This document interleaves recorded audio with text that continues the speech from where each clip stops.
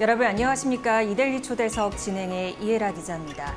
세계에서 가장 빠르게 고령화가 진행되고 있는 나라, 놀랍게도 우리나라의 이야기입니다. 우리나라에서 이 베이비붐 세대가 차지하는 비중이 굉장히 높기 때문에 이 부분에서 잘 대처하지 않는다면 향후 사회 곳곳에서 많은 문제가 발생할 수 있을 텐데요. 특히 우리 사회의 근간을 책임지는 노동과 고용 부분에서의 든든한 준비가 필요할 겁니다. 오늘은 이런 얘기 나눠보도록 하겠습니다.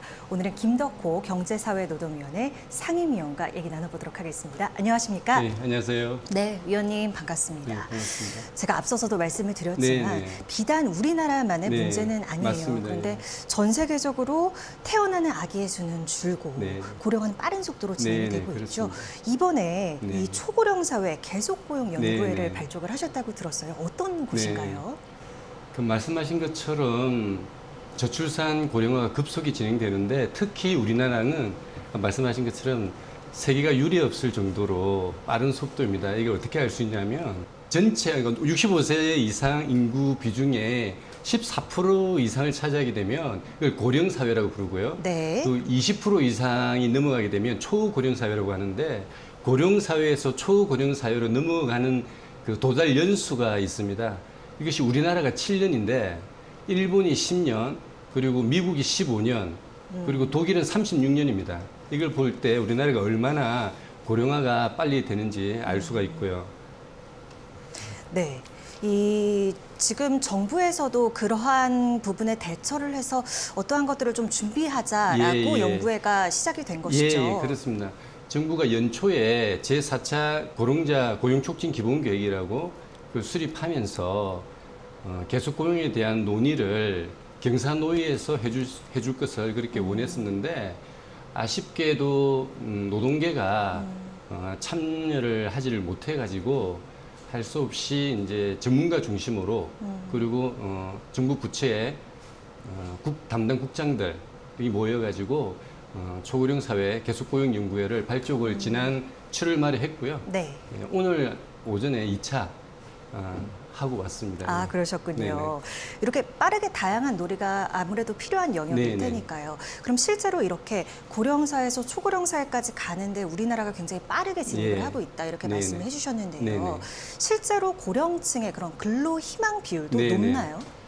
우리나라 통계청에서 예. 매월 이제 경제활동 인구조사를 하고 있지 않습니까? 그 해마다 5월이면 고령층만 따로 부가조사를 합니다. 네. 그때 고령층은 이제 조사 대상은 55세에서 79세인데 이분들께 이제 장래 더 일을 하기를 원하느냐 이렇게 물었을 때 68.5%가 희망을 원하고 있습니다. 특히 55세에서 55세에서 59세 정년에 도달하기 직전에 있는 분들은 본인이 한 70세까지 일을 하고 싶다. 예. 이렇게 이야기를 하고 있고요. 그 사유를 보면 우선적으로 생활비에 보탬이 되고 싶다고 하는 게 한 56%, 그리고 일의 즐거움을 찾는 분들이 한 36% 정도 이렇게 나왔습니다.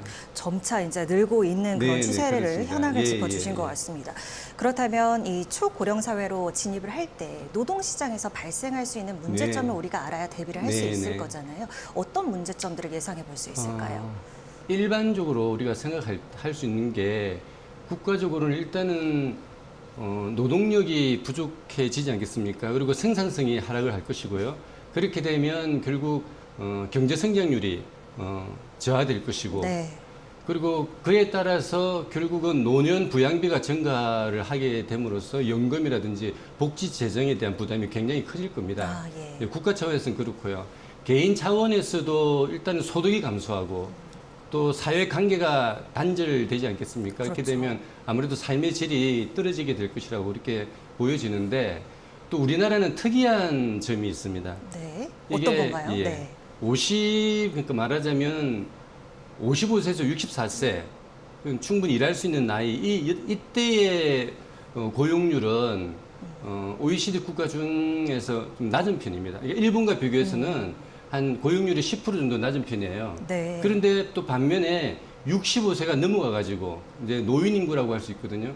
거기에서 일하는 분들의 또 고용률은 한 35%나 되고요. 이게 OECD 국가중에서 최고입니다. 예, OECD 평균이 한 15% 정도인데 네. 어쨌든 이런 걸 보면은 내가 나이가 들어서도 일을 해야 되는 상황이 많다는 것이고요. 또 내가 일을 하고 싶어도 역으로 조기 은퇴를 하고자 하는 사람도 많다는 그런 이야기가 되겠습니다. 아, 현황이 그렇군요. 네네. 그런데 이번에 이제 연구회를 시작을 네네. 하시게 되셨잖아요. 네네네. 그런데 노사정 대화기구에서 만든 조직인데 네네. 현재는 아까 말씀해 주셨던 것처럼 정부와 그리고 학계 네네. 전문가들 위주로 맞습니다. 꾸려지지 않았습니까? 그런데 제가 좀 찾다 보니까 네. 한국노총에서 이미 연구회가 답을 정해놓고 네네네. 연구회를 운영한다 이렇게 네. 발언을 하기도 네네. 했더라고요. 네. 이 상황이 조금 아쉽지는 않으신지 좀 궁금하기도 하고요. 맞습니다. 그 한국노총이 이제 연구회가 발족했을 때 성명서를 했는데 네. 제가 구체적으로 말씀 안 드리겠지만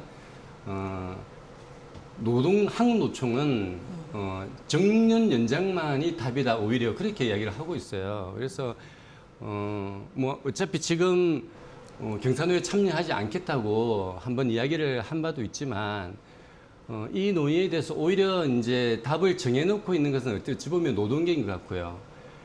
그런데 이제 저희가 또 어쩔 수 없이 연구회를 할 수밖에 없는 것은 우리 경산호의 또 의사결정 구조상으로 노동계나 경영계에 그 본회의 위원들이 있습니다. 그 위원회에 과반수 이상이 출석하지 않으면 네. 의제 설정조차 할 수가 없어요. 아, 예. 그러니까 노동계가 경산호에 참여하지를 않고 있기 때문에 사회적 논의를 하는 것이 좀 어렵게 되었고요.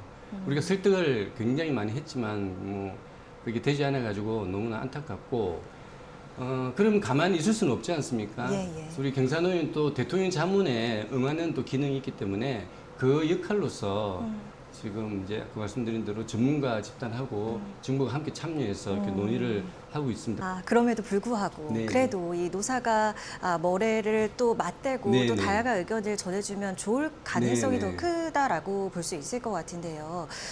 아직까지 그래도 사회적 대화, 논의의 가능성은 열려 있다고 보십니까? 네, 저희들 지금도 계속해서 설득을 하고 있는 상황이고요. 근데 아쉽게도 상반기에도 저희가 노동개혁 과제를 정부가 논의를 요청해서 노동계를 계속 설득을 했습니다만 노동개혁에 대한 방향이 다르다고 이렇게 참여를 하지 못하고 있어서 너무 안타깝게 생각하고 또 이번에도 제가 설득을 하지 못해가지고 굉장히 무거운 책임감을 느끼고 있습니다. 앞으로 계속해서 지속해서 설득을 해 나갈 것이고요. 합의는 쉽지가 않을 것입니다. 왜냐하면 경영계와 노동계가 바라보는 관점이 너무나 다르기 때문에 하지만 참여해서 논의하고 협의하고 또 이런 부분들을 공론화시켜서 국민들이 알 수 있다면 그 자체로서 굉장히 큰 의미가 있을 거라 생각합니다. 입장차가 좀 상이한 부분이기는 네. 하지만 말씀을 드렸던 대로 아무래도 많은 머릿수가 맞닿아지면 네. 다양한 아이디어, 다양한 논의가 더 네. 전개될 가능성이 높은 거니까요. 네. 어떠한 협의할 수 있는 그런 자리가 좀 얼른 예. 만들어졌으면 하는 바람이 좀 예, 들기도 예, 합니다. 굉장히 큽니다. 네.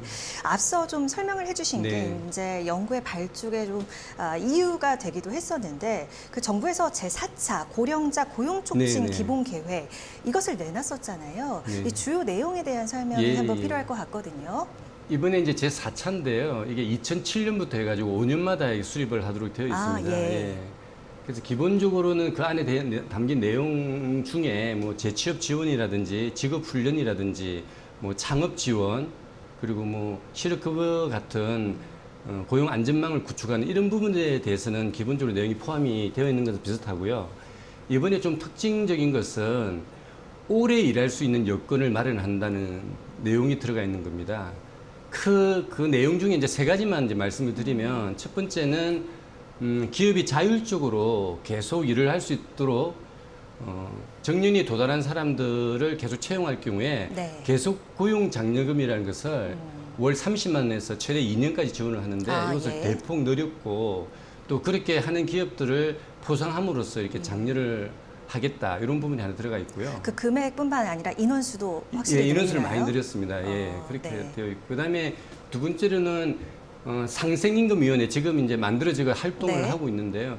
거기에서는 이제 뭐 임금 체계 특히 성과급이나 직무급으로 임금 체계를 개편함으로써 기업이 조금 여유를 갖고 좀 더 많이 채용할 수 있도록 이런 부분들에 대한 기업 지원을 많이 해 나가겠다는 것과 근데 마지막으로 이제 계속 고용을 어떤 식으로든지 다양하게 방안을 마련할 수 있도록 이 경사노위에서 논의를 해서 연말에 로드맵을 만든다 하는 내용들이 담겨져 있습니다.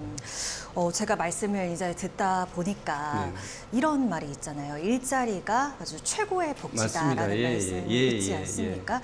그런데 이게 저출산으로 인한 노동인구 감소를 고령자 근로로 해결하는 방식은 오히려 네네. 복지 국가로 전환되는데 큰 네네. 걸림돌이 됐다. 이런 지적도 있거든요. 이거 어떻게 생각하세요?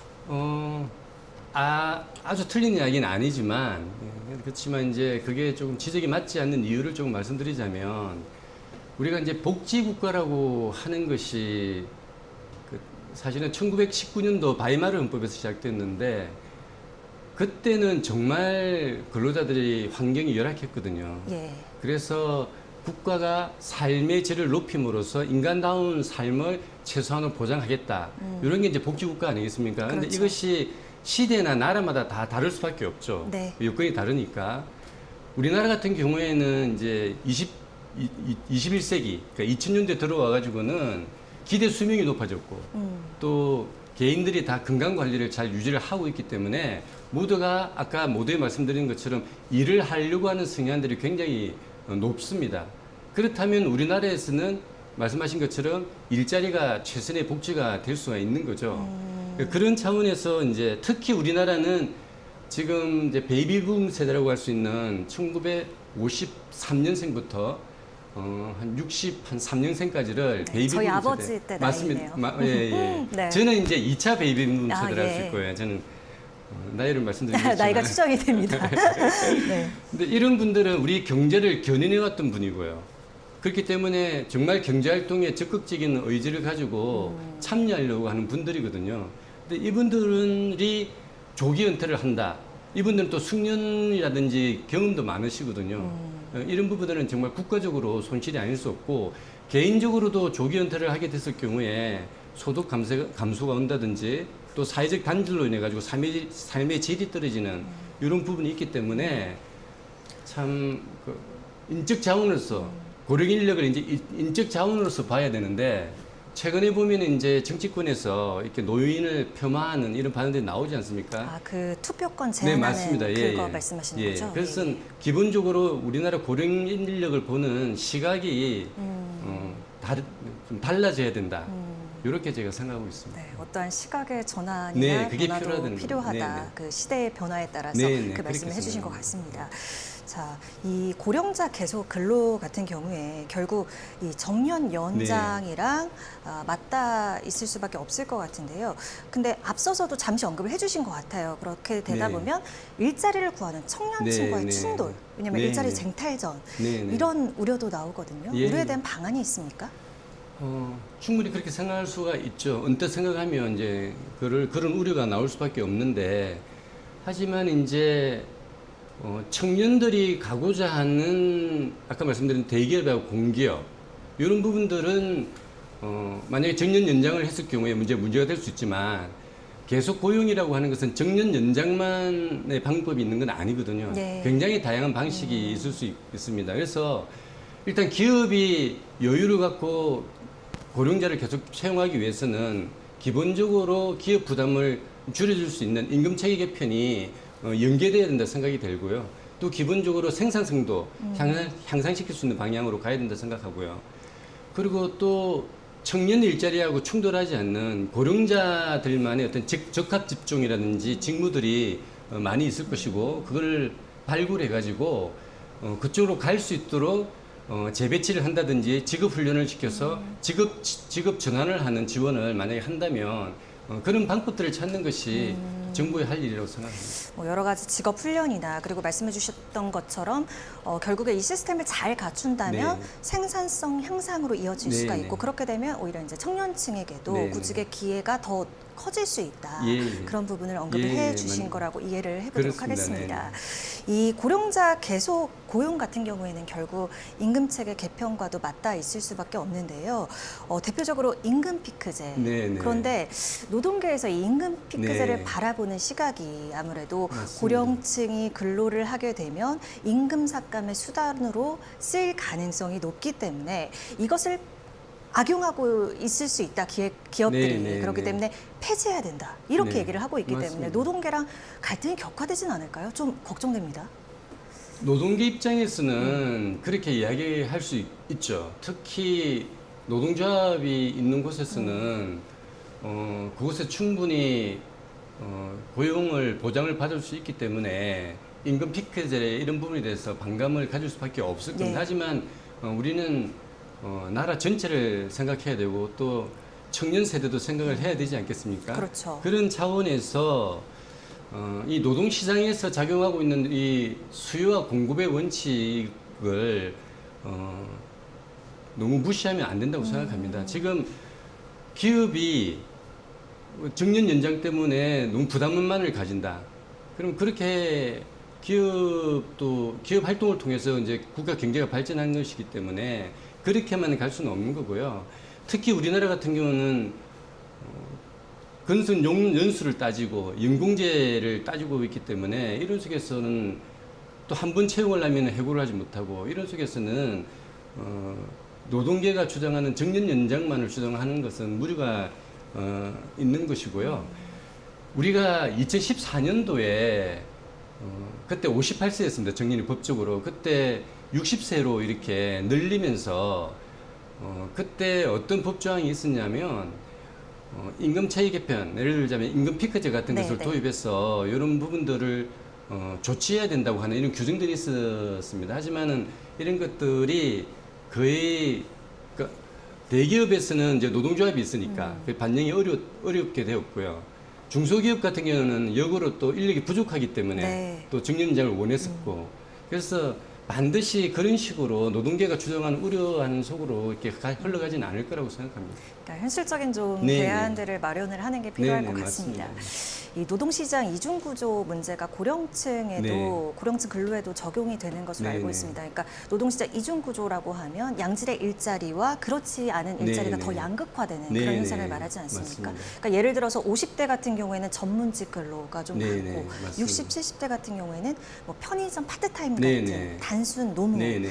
이렇게 좀 양극화되는 부분인데요. 이런 부분을 좀 타개하기 위한 노력도 필요할 거라고 봐요. 어떤 방안들이 있을까요? 예, 굉장히 중요한 지적이신데요. 우리나라는 특히 아까 말씀하신 노동시장 이중구조 문제가 굉장히 큰데 아까 제가 고령층의 우리나라만의 특이점에 대해서 이제 말씀을 이제 해드렸지 않습니까? 네. 그럼 그런 현상이 왜 일어날까를 생각했을 때, 우리나라 그러니까 60세 그러니까 퇴직을 하기 전에 기업에서는 연공제적 성격을 가지고 있고 노동조합의 보호를 받고 있습니다. 그래서 이런 부분들을 우리가 소위 말하면 1차 노동시장으로 이야기하죠. 예. 그래서 이런 부분들은 노령화될수록 생산성이 저하되니까 기업은 조기 은퇴를 유도를 하는 거죠. 하기 싫어도 이렇게 은퇴를 하는 부분이 있고요. 다만 이제 기술을 가지고 있거나 또 전문성을 가진 사람들은 그렇게 못하죠, 기업이. 더 계속 쓰고 싶어 하는 거죠. 예. 그게 이제 1차 노동시장의 특징이라면, 기술이 없거나 또 전문성이 없는 사람들은 일찍 조기 퇴직을 해가지고 그동안에 벌어난 돈으로 이렇게 생활을 하지만 그걸 오래 버틸 수가 없지 않습니까? 네. 그러다 보면 이제 노인이 되어가지고 노동시장 나와야 되는 거예요. 그러면 기술이 없으니까 단순 노무지기를 하게 되는 거죠. 이런 분들이 또 우리나라에 되게 많다는 겁니다. 예.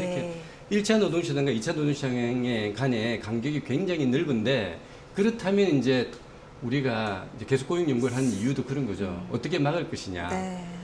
조기 은퇴를 막는 것이 중요하고요. 그러려면은 생산성을 어떻게 향상시킬 것인지, 그리고 기업의 부담을 줄여서 계속 어떻게 하면 일을 시킬 수 있도록 할 것인지, 이 부분이 이제 중요하고요. 또 두 번째는 이제 은퇴 전에 직업 훈련을 시켜가지고 좀 더 나은 일자리로 갈 수 있도록 하는 부분, 이런 부분에 대해서 저희들이 연구가 필요하다고 생각합니다. 네.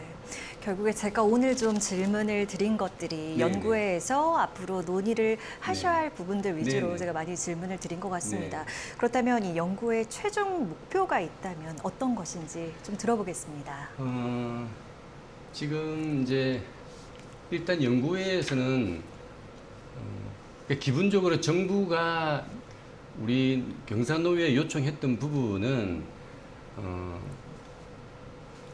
아까 말씀드린 4차 고령촉진 기본계획의 그 로드맵을 만들고자 하는 거예요. 네. 그래서 그 로드맵에 계속공행의 여러 가지 방안들을 담으려고 하는 것이 이제 정부의 목표이기 때문에 저희들은 연구에서 다른 나라 사례라든지 여러 가지 부분들을 논의를 해서 그런 다양한 고속 고용 방법을 찾을 것이고요. 그래서 그것을 토대로 정부가 연말쯤에는 계속고용 로드맵을 만들 수 있도록 그렇게 이제 노력할 것이고요.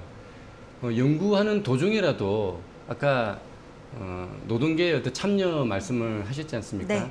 참여를 하겠다면 언제든지 참여해서 같이 논의할 수 있도록 그렇게 해나갈 생각입니다. 네.